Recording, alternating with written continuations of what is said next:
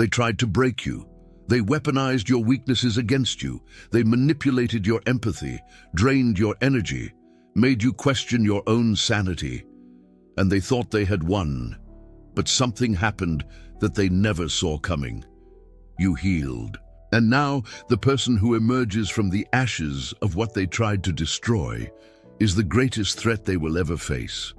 Not because you seek revenge, not because you've become cruel, but because you've become something they can't manipulate, something they can't control, something that terrifies them to their very soul. Carl Jung had a name for this. He called it the wounded healer. And today, I'm going to explain why the healed, highly sensitive person is the most dangerous person to those who tried to break them, and why modern neuroscience confirms that this transformation is permanent and irreversible. Before we continue, I need you to understand something fundamental. When I say dangerous, I'm not talking about violence. I'm not talking about revenge. I'm talking about something much deeper. I'm talking about a person who has become immune to the same tactics that almost destroyed them, a person who has developed psychological antibodies against manipulation, a person who sees through masks with a clarity that terrifies those who depend on masks to survive. This is the healed, highly sensitive person, and this is who you are becoming. Jung discovered something fascinating about the healing process. He realized that people who go through what he called individuation, the process of becoming whole, they don't revert back to who they were before. They transform into something new, something stronger, something more conscious. He used the metaphor of alchemy to describe this. The ancient alchemists tried to turn lead into gold. Jung realized that the human psyche does something similar. It transforms pain into wisdom, transforms trauma into strength, transforms wounds into power. But here's what Jung discovered that is crucial for you to understand.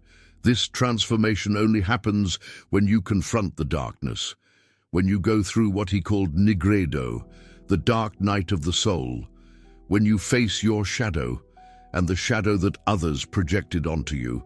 The highly sensitive person who was abused by a narcissist has gone through a brutal nigredo. You were forced to confront the darkest side of human nature. You saw cruelty disguised as love, saw manipulation dressed up as care, saw the emptiness hidden behind grandiosity. And if you survived that, if you emerged on the other side, you've undergone a transformation that few people in the world experience. You've become what Jung called the wounded healer. The archetype of the wounded healer comes from Greek mythology. Chiron was a centaur who had profound knowledge of healing and medicine. But he carried a wound that he could never heal in himself. And it was exactly this wound that made him the greatest healer of all. Jung used this myth to explain something profound about the human psyche. Those who have suffered the most often become those who can help others the most, but not because they've become saints, because they've become conscious, because they've integrated the darkness instead of denying it. Andrew Huberman and modern neuroscience confirm what Jung discovered intuitively. Research on neuroplasticity shows that the human brain literally reconfigures itself after intense experiences. The neural circuits that process threats, emotions, and relationships can be completely reorganized. Dr. Victor Carrion, a PTSD specialist at Stanford, explained on the Huberman Lab podcast that the brain of someone who has experienced trauma can develop new connections that didn't exist before. These connections allow them to process information differently, allow them to recognize patterns that were previously invisible, allow them to respond instead of react. This is exactly what happens with the healed, highly sensitive person. Their brain doesn't revert to its pre-trauma state. It evolves into a new state, a state that includes all the knowledge acquired during suffering. But without the chronic pain that accompanied that knowledge, let me explain exactly what changes in the highly sensitive person when they heal. There are 7 transformations that make this person the greatest threat to those who tried to destroy them. The first transformation is perception without absorption.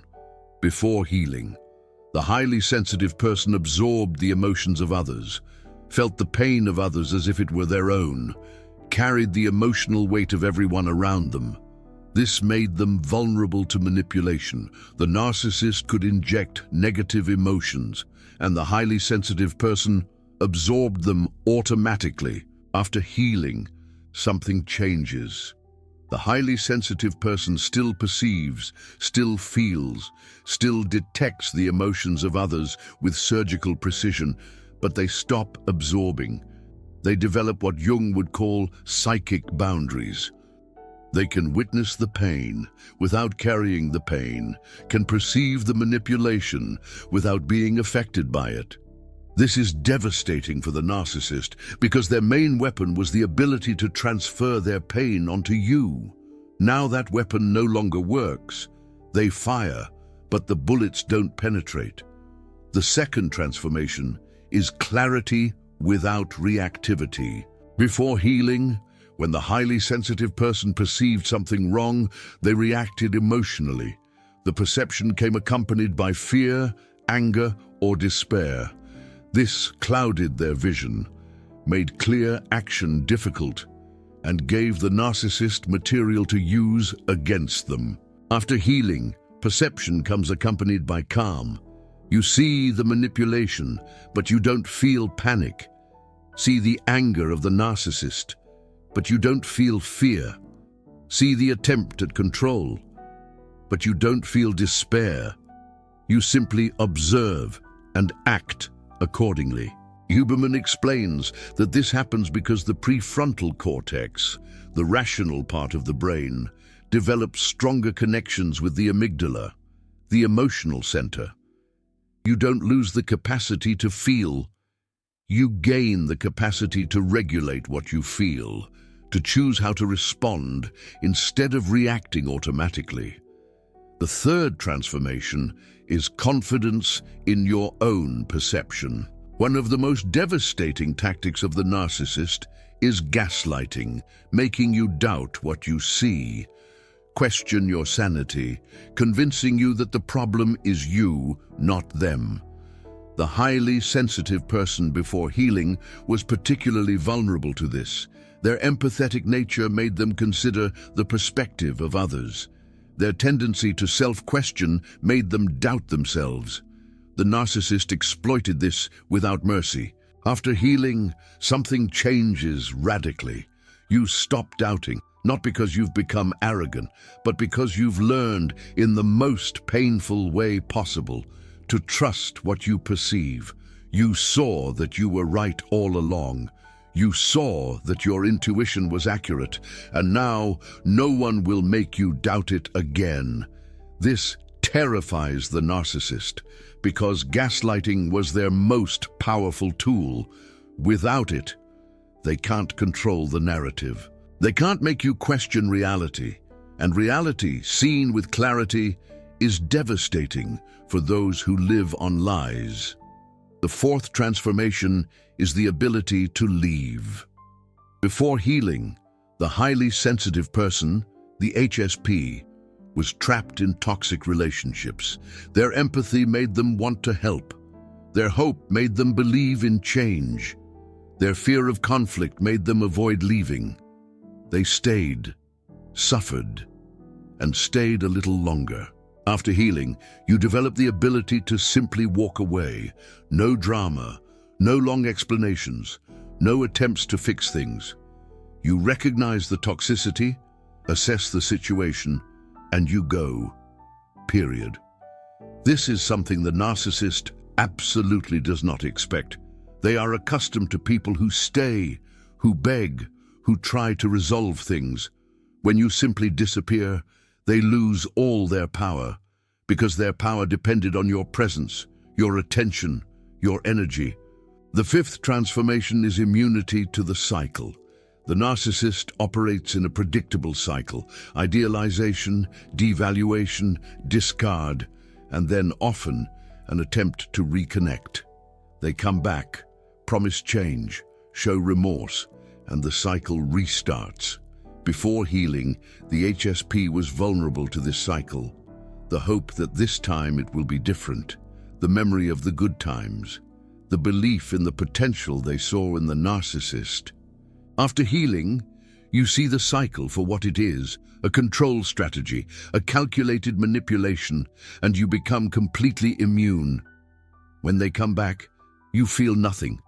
Not anger, not longing, not hope, just the recognition of a pattern that no longer affects you. The sixth transformation is the voice that will not be silenced.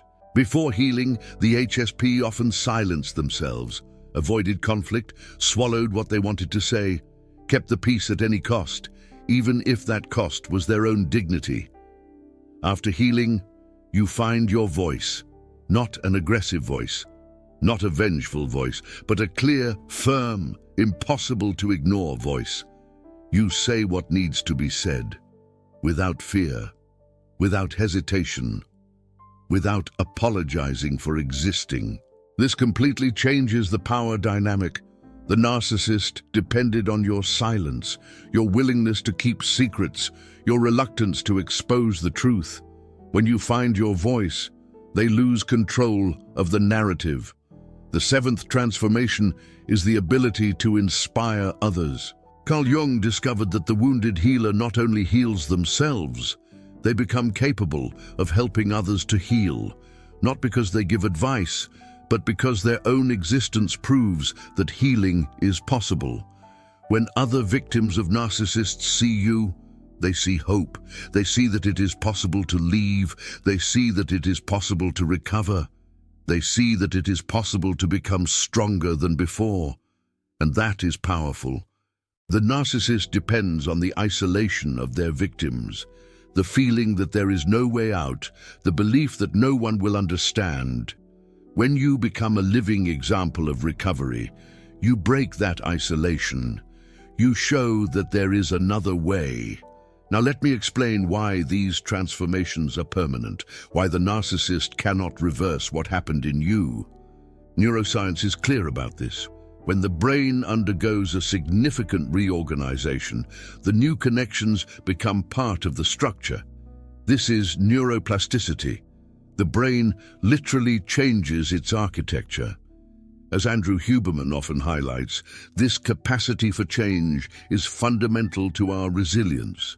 Dr. Carrion explained that there are critical windows of plasticity, periods when the brain is particularly open to change.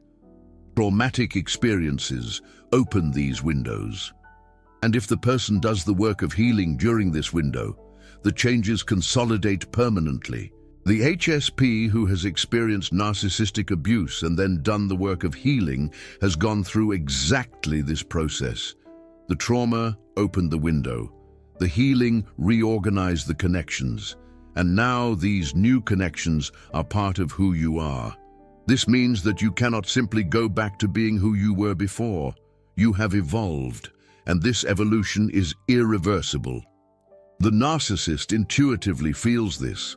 They perceive that something has changed, that the old tactics don't work, that you no longer react in the same way. And this destabilizes them deeply, because the narcissist depends on predictable patterns. They knew your triggers, knew how to manipulate you, had a manual on how to control you, and suddenly, that manual no longer works. You have become unpredictable to them, and there is nothing more threatening to a manipulator than someone they can no longer predict. Carl Jung had a phrase that perfectly captures this dynamic. He said that the most dangerous people are those who have integrated their shadow, because they are no longer afraid of the dark. They have walked through the dark, known the dark, and emerged with a knowledge that cannot be taken away. The healed HSP is exactly that. You have walked through the dark of abuse, known human cruelty up close, faced your own shadow and the shadow that was projected onto you, and emerged with a clarity that few possess. This clarity is your weapon, not a weapon of attack, but a weapon of absolute defense. No one can manipulate you anymore because you see through everything. You recognize the tactics before they are even applied. You perceive the intentions before they are revealed. Now I want to tell you about what happens when the narcissist realizes that you have changed. Because this perception generates a series of reactions that you need to understand. The first reaction is the attempt to regain control. The narcissist will try the old tactics, will try to make you doubt yourself, will try to activate the old triggers, will try to pull you back into the cycle. When this doesn't work, they move on to the second reaction, anger. They become furious because they have lost control, because you no longer respond, because the power they had has evaporated. After anger comes the third reaction, the smear campaign. They will try to destroy your reputation, will tell distorted stories about you, will try to turn others against you, because if they cannot control you directly, they will try to control you through others. And finally, when none of this works, comes the fourth reaction, the disappearance. They go away, seek another victim, someone they can still manipulate, someone who has not yet gone through the transformation that you have. And here is the irony that Jung would have appreciated. The narcissist who tried to destroy you ended up strengthening you. They forced you to go through a process of individuation that you might never have initiated on your own. They pushed you to the bottom of the well, and down there you found resources you didn't know you had. This does not mean that you should thank the narcissist. It does not mean that the abuse was good. It just means that you transformed poison into medicine, transformed destruction into construction, transformed the worst experience of your life into the foundation of a stronger version of yourself. Huberman talks about post-traumatic growth, the idea that some people not only recover from trauma, but they grow beyond the point where they were before the trauma. They develop a resilience they didn't have, a wisdom they didn't possess, a strength they didn't know. The wounded healer, the highly sensitive person who has truly healed, is the perfect example of this. You didn't just get back to normal, you surpassed normal. You became something that didn't exist before the trauma, something that couldn't exist without the trauma. Not because the trauma was good, but because you did something extraordinary with it. Now, I want to give you some practical guidance on how to consolidate this transformation. Because even though the neurological changes are permanent, you can still strengthen these new connections. First, continue practicing mindful awareness. Observe your reactions. Notice when old patterns try to resurface, but observe without judgment, without self-criticism, just with curiosity. This strengthens the prefrontal cortex and its capacity for regulation. Second, maintain your boundaries. Every time you respect your own boundaries, you reinforce the message that you deserve protection. Every time you allow a violation, you weaken that message. Your boundaries are sacred. Treat them as such. Third, surround yourself with people who respect who you've become. Not people who want you to go back to who you were, not people who benefited from your previous vulnerability, people who celebrate your strength, who support your transformation, who see the gold that emerged from the lead. Fourth, use your experience to help others, not in a forced way, not seeking to save people, but simply being a living example that healing is possible. Your existence already helps. Your transformation already inspires. Fifth, never forget what you've learned. Not to live in the past, not to carry resentment, but to maintain the wisdom you've acquired, the knowledge about manipulation, the perception about people, the clarity about relationships. This is precious knowledge. Don't let it be lost. Jung used to say that individuation isn't a destination, it's a journey. You don't arrive at a final point and stop. You continue growing, continue integrating, continue becoming more whole. The wounded healer is on that journey, not as a victim, not as a survivor, but as what Jung would call a conscious individual.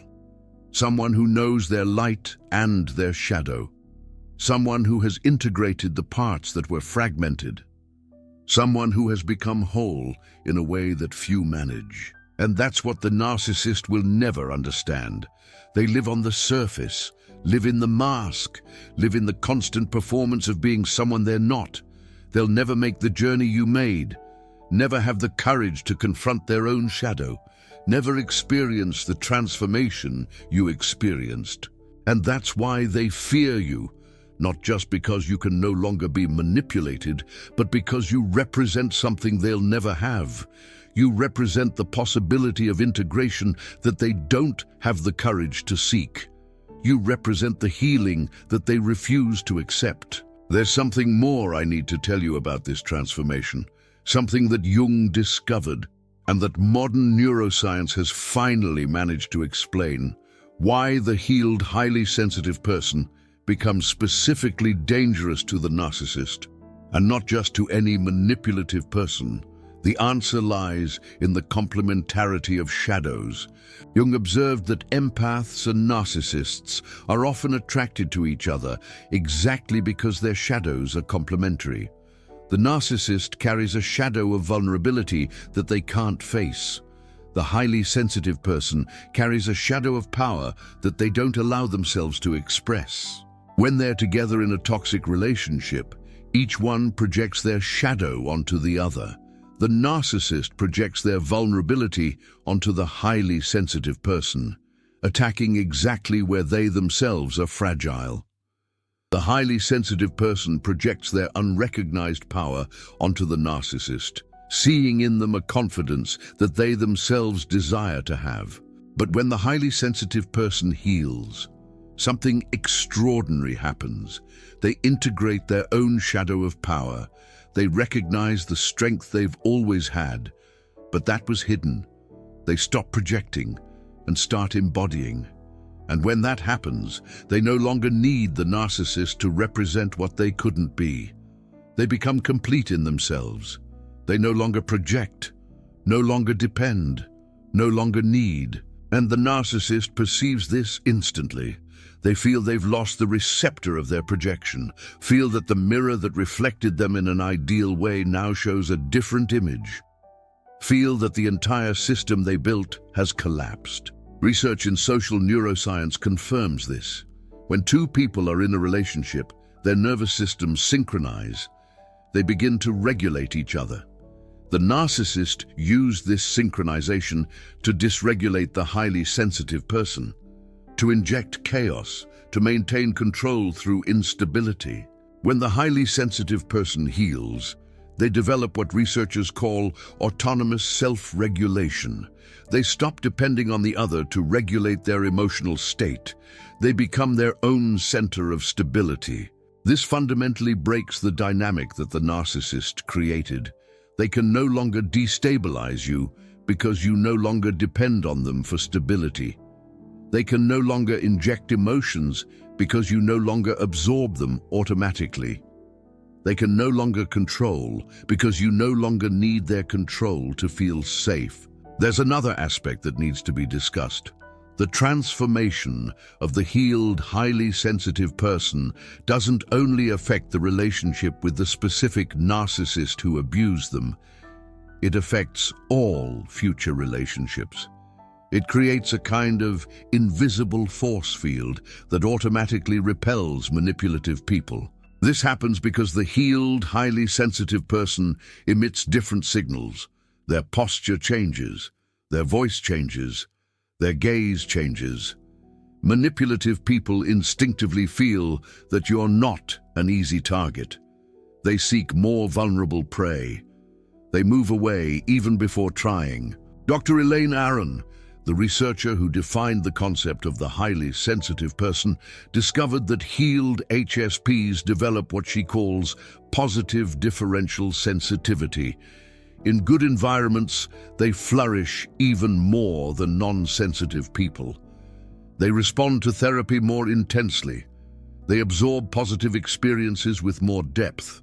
This means that the healed, highly sensitive person doesn't just protect themselves from evil. They amplify the good. They attract healthy people with the same intensity that they previously attracted toxic people. They create deep and genuine relationships with an ease that previously seemed impossible, and the narcissist perceives this too. They see you flourishing, see you building a life that they'll never be able to have. Imagine them witnessing the love and respect you are now receiving, the very love and respect they always craved but never knew how to obtain. And that consumes them from the inside out. Because deep down, the narcissist knows that something is fundamentally wrong with them. They know the mask is a lie. They know the emptiness will never be filled by the external achievements they chase. And when they see you, someone who has gone through the worst they could offer and emerged transformed, they confront a truth they cannot bear. You did what they will never have the courage to do. You faced your shadow. You traversed the dark night of the soul. You healed, and they remain trapped in the same empty performance they've always lived, still seeking external validation that never satisfies, still running from one source of supply to another, repeating the same destructive cycle, never changing, never growing, never healing. Research confirms that narcissists rarely change. A study analyzing 51 research papers with over 37,000 participants concluded that narcissistic traits are extremely stable over time. While you've evolved, they remain exactly where they were. While you've transformed, they continue repeating the same patterns. That's the ultimate irony. The narcissist thought destroying you would prove their power. Instead, it proved yours. It proved you had the strength to survive what they wouldn't. It proved you had the courage to face what they run from their entire life. It proved that you were, from the beginning, stronger than they'll ever be.